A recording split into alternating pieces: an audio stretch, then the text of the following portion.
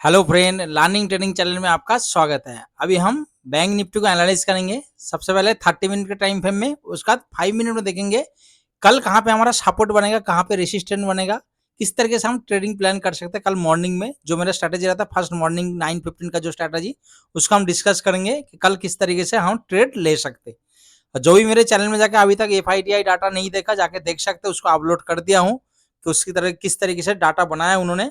और ये भी जो भी मैं एनालाइज बनाता हूँ, फर्स्ट मॉर्निंग का जो ट्रेड बनाता हूँ 9:15 का, वो उसी की बेसिस पे ही बनाता हूँ, उसी के अकॉर्डिंग देख के ही कि कल मॉर्निंग में और इसी तरीके से बने तो हम किस तरीके से ट्रेड ले सकते हैं। तो अब इसको भी देख के आप अपना ट्रेड कर सकते हो, भरोसा करके। नहीं तो पेपर ट्रेडिंग कर सकते हो। अगर आप FIDI डाटा को देख के अपना स्ट्रैटेजी भी यूज करते हो, बहुत अच्छा वर्क करता है, उसको जाके भी देख सकते हो।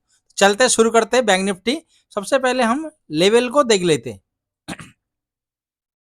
उससे पहले एक चीज और बताना था, आज मार्केट में क्या हुआ उसको 5 मिनट में जाके बताऊंगा।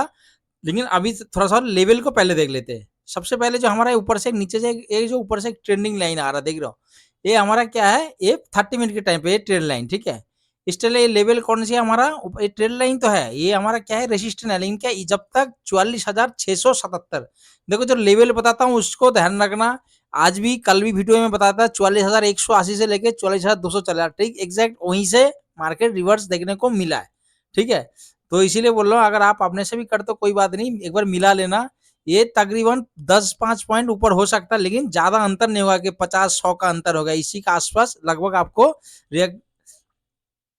रिएक्शन देखने को मिल सकता है।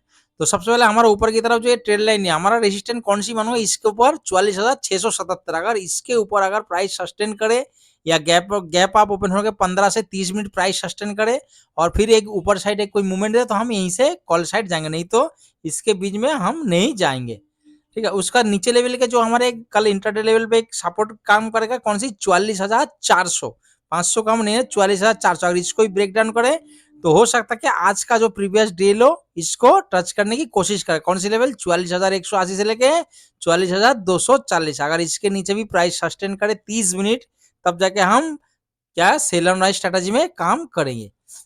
तो चलते अभी 5 मिनट के टाइम पे में और समझ लेते कल किस तरीके से ट्रेड ले सकते। अभी हम आगे 5 मिनट की टाइम पे में, ठीक है। इसको थोड़ा सा एग्जिट कर लेता हूं।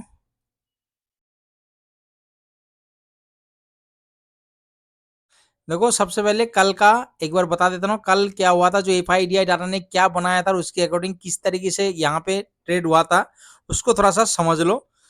देखो ऐसे ही हुआ, ये तो मैं खुद ही बोल रहा हूँ कि ऐसे ही हुआ, ये मेरे भी पता नहीं कि वो लोग बोल के मुझे तो ट्रेड करते नहीं, लेकिन जो मेरा साइकोलॉजी जिस तरीके से मैं ट्रेड करता हूँ, मैं देखते आया हूँ 2-2.5 साल से कि किस तरीके से होता है मार्केट।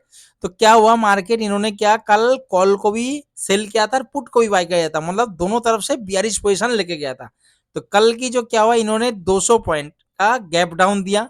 गैप डाउन देने का ये जो ग्रीन ग्रीन कैंडल बना, हो सकता है कि इन्होंने जो पुट बाई किया उस पोजीशन को प्रॉफिट बुक किया, एग्जिट हुआ। और इनके पास पहले से ही ऑलरेडी क्या था, कॉल को सेल कर रखा था, मतलब बियरिश ट्रेड का प्लानिंग था। तो इन्होंने और कॉल को सेल कर दिया और मार्केट एक नीचे गिरावट देखने को मिला।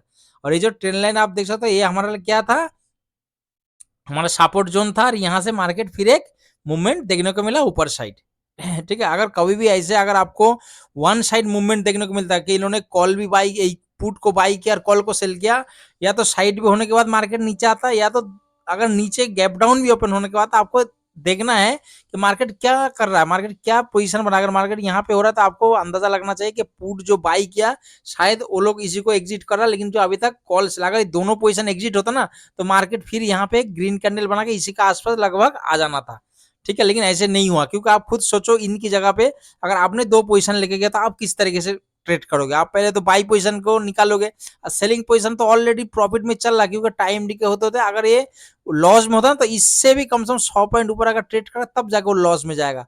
अरे पहले से ही प्रॉफिट चल रहा है, ऊपर से यहाँ पे टाइम लगा रहा तो और टाइम डिके हो रहा, तो यहाँ पे और सेलिंग हुआ और मार्केट नीचे की तरफ आया। तो कल इन्होंने क्या करके गया था, इन्होंने पुट को बाई किया और पुट को सेल किया, तो दोनों पोजीशन लेके गए, मतलब बुलिश भी और बियरिश भी। वो भी 50-50 का आसपास, मतलब ज्यादा परसेंटेज का भी अंतर नहीं है। अगर आप देख तो परसेंटेज, तो उसको भी ध्यान से देखा करो, कितना परसेंटेज ये लोग बाई किया और कितना परसेंटेज सेल किया। तो कल इन्होंने जो परसेंटेज भी ज्यादा अंतर नहीं है, तो इसीलिए मैं बोल रहा हूँ कल मॉर्निंग में ही अगर फर्स्ट में यहाँ पे साइड में ओपन हो गया, देखो मेरा स्ट्रेटेजी रहता क्या है, जो 915 में कम से कम 120 पॉइंट मार्केट को गिरना चाहिए, इससे ज्यादा हो कुछ चलेगा, लेकिन इससे कम नहीं कि 60 पॉइंट 50 पॉइंट मार्केट नीचे आ रहा, आपने कॉल बाई कर लिया। लगभग कहीं पे भी ओपन हो, आपने कैलकुलेशन करना, जब 9:08 के आसपास आपको पता चला कि मार्केट प्री ओपन कहाँ पे हो रहा है इस लेवल पे, तो आपको यहाँ पे एक मार्क कर लेना कि यहाँ से अगर नीचे आया कम से 120 से ज्यादा यहाँ टच होते, हम क्या करेंगे, कॉल साइड प्लानिंग कर सकते, क्योंकि हमारा एसएल छोटा हो जाएगा। अगर यही कैंडल इसके नीचे क्लोज दे दिया तो तुरंत हमें एसएल, क्योंकि हमें एसएल छोटा है, बाकी टारगेट यहीं तक, फिर आके यहाँ पे प्रॉफिट बुक कर लेना, फिर हम कॉल साइड कहाँ जाएंगे, इसी के ऊपर, नहीं तो नहीं जाएंगे। हो सकता है मार्केट इसी के बीच में कल एक्सपायरी दे दे, समझ में है। अगर मार्केट यहीं पे ओपन हो है, ओपन 120 पॉइंट मार्केट को तेजी से आना चाहिए, फर्स्ट कैंडल एकदम तेजी से 120 पॉइंट के प्लस होना चाहिए, तो आपने कॉल साइड जा सकते हो। अगर मार्केट यहीं पे ओपन है और ओपन होते एक पॉजिटिव मूवमेंट दिखा है, तुरंत तुरंत पॉजिटिव मूवमेंट दिखा, मतलब ग्रीन कैंडल बना के ऊपर चला गया, तब आपको क्या करना, साइड भी ओपन हुआ, ओपन होते ही मार्केट ग्रीन कैंडल बना, तो आपने तुरंत पुट बाय कॉल बाय कुछ नहीं करना, आपको इंतजार करना कौन सी, 44,677 ये लेवल को ध्यान रखना। 44,000 कभी हम पता है, जब भी अब मार्केट डाउन ट्रेंड शुरू होता है, मार्केट एक अप मूवमेंट देता है, तो हमें क्या करना होता है, जो नेक्स्ट उससे पिछला जो भी स्विंग है उसके ऊपर ट्रेड करना चाहिए, तब जाके हम बुलिश ट्रेड ले सकते हो, वो भी कम से कम 15 से 30 मिनट प्राइस को सस्टेन होना चाहिए। सस्टेन का मतलब ये भी नहीं कि रेड कैंडल बनना, ऊपर नीचे कैंडल बनना, ऊपर डंडी बनना, आपने बोला भाई यहाँ तक तो जा रहा बार बार, तो यहाँ 5-6 कैंडल बन गया, तो बोला भाई प्राइस सस्टेन होगा, हम यहाँ से कॉल ले लेते ना। कॉल का मतलब है कि बॉडी ऊपर, डंडी बेशक नीचे होना चाहिए, क्लोज जो इसके ऊपर होना चाहिए, समझ में, जो ये लेवल है 44,677, इसके ऊपर कैंडल का क्लोज होना चाहिए, मतलब प्राइस। और यहाँ प्राइस सस्टेन करता है, यहाँ टाइम इसी तरीके से जोन बना के ऊपर साइड ब्रेक करे, तब रिटेस्ट पे हम कॉल साइड जाएंगे। पहला टारगेट 45,000, उसके बाद 45,280 से लेके 330 हमारा दूसरा टारगेट। लेकिन बार बार बोल रहा हूँ 44,677 ध्यान रखना।